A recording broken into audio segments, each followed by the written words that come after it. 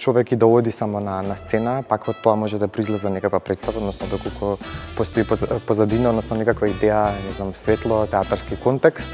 а може и самиот тој акт на одење да е представа.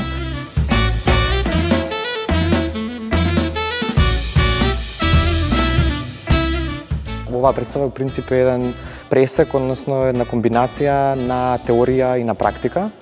Односно со представата го користиме одењето како најбазичното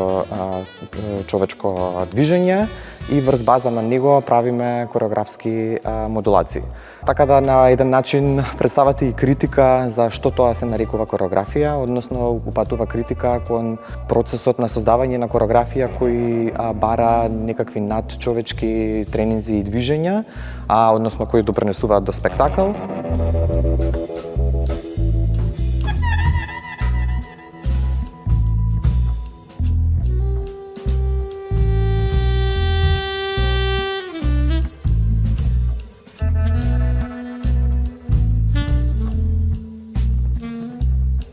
Мислам дека е интересен момент што Филип го искористува во продукцијата на ова дело. Зависни сме од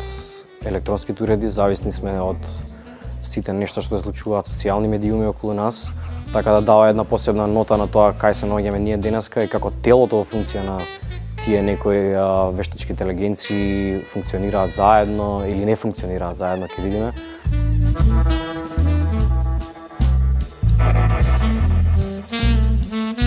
Во принцип се работи за танц театар, односно не е нека класичен театар, не е ни класична танцова изведба, така да се служиме и со физички театар, се служиме и со нарација, со ритмика, со танци, со глума и на еден начин еден мултидисциплинарен пристап кон процесот на создавање кореографија и кореографско дело.